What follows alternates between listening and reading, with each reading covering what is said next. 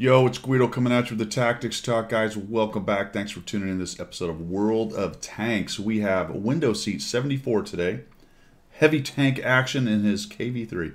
A lot of people are grinding the KV-3 right now. Why? Because double barrel Russian shotgun tank Palooza is on its way. But today it's Window Seat in his KV-3. Remember, the double barrel tanks are going off of the KV-3. Don't let that... Don't let the designation of IS and IS-32 and IS-2 and whatever throw you off. It's not off the IS, all right? It's the KV-3, which is a weird decision, but whatever. Here we go. The Ad Astra camo for Window Seat 74. We're going to see how he handles this.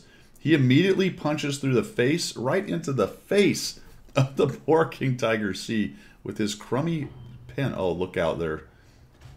Nope, only gets tracked. I was going to say the T1's about to have a really bad day. It's got pretty decent armor, actually, on the front. So Window Seat spawned into the south in his Tier 7 Russian KV-3 heavy tank. Is he going to do it again? No, he's going to bounce that time. Goes up to a fairly typical heavy tank area. There's a little bit of hold-down cover with that rubble. You can cover up. It is a little bit exposed to artillery if the artillery is over in this area back here. What about A3, 4, 5 or so, maybe even A1. And he's going to change his mind and move out from that position and head over this away. Going back to the middle, looks like somebody has pushed over to the corner. And his team has allowed the enemy team to get into the town pretty deep. T1 is not doing a very wise thing. Not doing a very wise thing at all. In fact, he learns the error of his ways rather quickly and disintegrates. There's an archer up there. Let's see if the accuracy... Oh my gosh, that went into right field. The archer bounces one. He's just going to stand in there. Let him have it. There we go. Now he's running away. And he gets away with it. That was quite the duel right there, wasn't it? Wow. So nothing ventured, nothing gained. Neither one gained at all. They both ventured and did not get a thing. Looks like Window Seat's team is starting to lose. And, you know, the thing about the KV-3, one of the things about it is a relatively slow tank. But in a space like this, where being slow does not hurt that much because it is a relatively small space. That was a really rushed shot, man. I think you probably could have waited a little bit more and had a much better shot on that guy. It doesn't hurt it too much. It doesn't hurt it too much. We're gonna put one right into the. Oof. I think I'd push two. If I'm gonna have to duel a Black Prince with my KV-3, I'm not gonna feel sad about pushing number 2, so that I can have a little bit better chance of punching right through that rather thick armor for Tier 7. Look at that shot that the 45 TP just got. Come out on the side. We bounce one. There we go. Now we thumped one into the side of the Black Prince.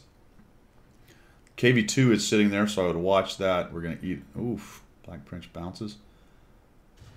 Yeah, that was probably always going to bounce based on the angle. I think the face of the turret was the place to go on that shot. So between the Black Prince and the... Oh, what is he doing? He's crazy. Oh, he's going to give too much side. Oh, but he bounces it anyway.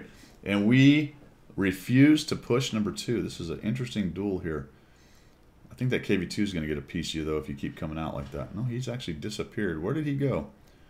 Well, he's pulled back. The Black Prince wants to use his DPM to come in there, or at least his rate of fire, and get extra shots. But he's in trouble and goes down to the 3601.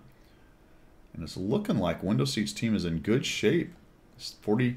The KV-3 has a lot of hit points. There's just a KV-2. That's the only one that can really hurt us, unless multiple guys get on our side. Oh, look at that. Ouch. Much like that. I might have snapped that shot off and then ran for cover. I'm going to push across. We lost a few hit points to the archer, who finally gets a pound of flesh out of Window Seat. Oh, there they are. There's the arty. At least the one of them. So I think on that, what you want to do is go ahead and take a look at where that came from. I think that was about the direction, so at least you have an idea of where the artillery is. You can probably guess just by looking at the line as it hits your tank. There's that guy, a little snapshot action on the KV-2. Makes him think about the mistakes that brought him to that point in life. The BIS and the Wolverine are still screwing around in town. How healthy is the 3601? No, just about no hit points. 45 TP, just about no hit points. Both of them are meat for the KV-2. That window seat's going to come in here and maybe try to sneak. Oh, he's looking. Oh, dang it. Artillery gets a little piece of us. The KV-2 fires an AP round and regrets it immediately. I wonder if he looked at your hit points and said, all right, I'm gonna try to one-shot him with my AP. Long reload, he's hurting. Oh, there's a thump. And that artillery has your number. I don't... No, he dies. Look at that. Goes down. Nicely done. All right, we're going to talk about this. The archer gets a shot on you. There's the 12T. We turn to the archer. Snap a llama ding dong. The 12T is doing a little circle on you. I'm going to talk about how you handle this right here. You back up initially. You got a slow turret. Off he goes. Probably your best bet there would have been to auto-aim him. Just right-click as he went by, because he's right nice and close. And then I would turn my hull and not back up at the same time. Just turn your turret and your hull. In this case, what? Turn to the right. But what you end up doing is turning your hull and your turret, and that's slower.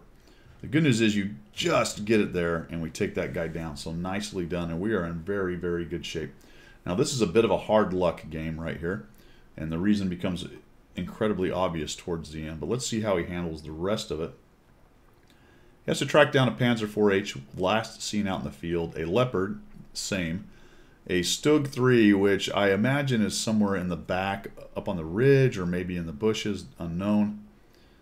But he flexes back. This is not bad. Meta flex back to the cap. Oh, there's the Leopard. So this is not a bad idea. Let's go back here and try to find out if we can kill some of these guys. There's the Stug. The Stug has made an appearance. That's more or less where I suspected he would be. And unfortunately, the Stug takes down the 3601. The Artie takes down the Bishop. And all of a sudden, now we've got a Leopard who can spot us easily. Unknown where the Panzer IV-H is. And the wild card is that artillery, which is going to be very painful to try to deal with. Especially if I break cover and head down to the south. So I think this is actually not a bad idea, because I think what we're going to try to do here is figure out if the Leopard wants to jump on cap or spot us by getting a little too close and then raging at us and then challenging Stalin's accuracy. And all of a sudden the Panzer IV-H shows up, and I imagine he was probably moving in when that Leopard was spotting you. And he thought, all right, it's time for the tag team. And that right now he's regretting that completely, because he disintegrates. And all of a sudden we're in really good shape. We're in really good shape. Our TD, however, the M10 RBFM, has decided to rage in after the Stug. Their artillery is looking at us. We've lost a reloader. Are we going to fix our loader? Fix the loader. That was a decent shot by him at 93 hit points. Be careful about moving tanks. If he was kind of timing where you were moving and then saw that tank move, he might have laid in another shot there if he was reloaded. The M10 is in there with less hit points than he would probably like. Now he's spotted, and now he's dead to this Stug 3. The Stug 3G. And it looks like window seat with his 5 kills, 2,925 damage, is in good shape. He just needs to try to catch out this Stug, not in cover somewhere. He does not want to let the Stug have a couple shots at him and the ability to pen him a couple times before he can see him. And the Stug appears to be a fairly passive player. I like this approach, not bad. This also has the possibility of maybe catching out the artillery. Are we going to get another snap-a-llama ding on? Look at him, he just turns on him. I can take you. No. 3,300. Sorry, 3,275. I'd have just gone forward. There's no reason to back up right here. This is just easier to hit. I don't know why he didn't shoot at you, to be honest. He must have been moving. Very possible he was moving right there. Look at old window seat with his 6 kills and absolutely refusing to use gold on any of these people. I will kill you with regular AP. I don't need that stinking gold, Guido. I will kill the heavily armored, what is it, Black Prince without it. All right, this is one, right? This is one. I think he played a pretty good game right there. I think he did more or less what he needed to do. My only quibble was how he handled the 12T. Remember, if you turn your hull and your turret, it goes faster. But he got there, didn't he? And so we're going to head down here. And I was thinking when I was watching this the first time, well, that's it. He's going to get on cap and force the stupid artillery either to bomb away at him or to come at him. And if he comes at him, more than likely he's going to see him. And if he gets lit while he's sitting on cap, then he knows the guy's nearby and he can charge a bush. So more than likely, the only place that's going to happen is up on this ridge. Very unlikely he'll be able to come up over one of these other ridges if I'm sitting on this cap right here. This is probably where he'll be, and if I get lit, I'll just charge at him. And then I'm thinking, okay, what are we doing? Oh, or maybe we're just going to look for him. Well, that's not where he was shooting us from, so I'm pretty sure he's not over here unless he actually flexed, meta flex, all the way from here all the way to this corner over here. I keep saying that, but my stupid cursor doesn't show. This drives me crazy. It shows up right there. Isn't that weird? Anyway. Window seat. Bro. Get on. We're going to speed this up. Because this is... Then I'm thinking, oh, he's going to go back. And then, oh, it's too late. The guy got on the cap. So we'll just rush the cap. We got it. Dun, dun, dun, dun, dun, dun, dun, dun, dun, dun, dun, dun. We got it. We got it. We got it. All right. It's all good. We're going to make this happen. Where is he? Where is that guy? Where's that? Surely. Where is he? Oh no. No, no, no, no.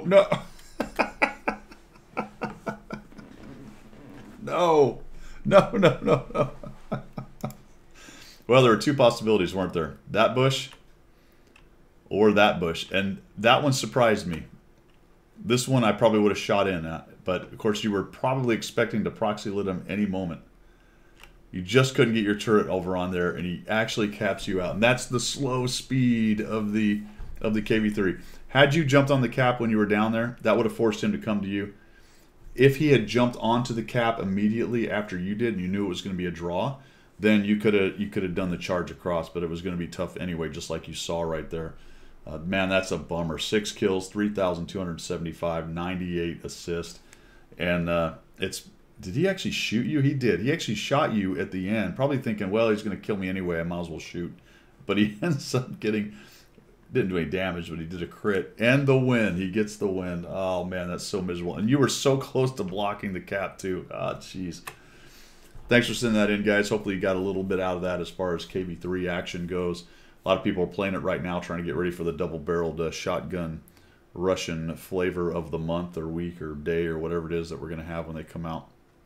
Really nicely done in the town. I thought you pretty much played this how it should be played until the cap decision. And I've done multiple, that's a lot, videos on cap decisions, when you've set the condition for a cap, when you need to do X, Y, or Z on the cap. And I really think because of the slowness of this tank and the relative blindness of it, that trying to chase this more kind of zippy artillery, it can actually move around a bit.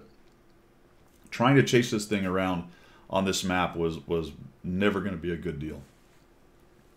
All right, guys.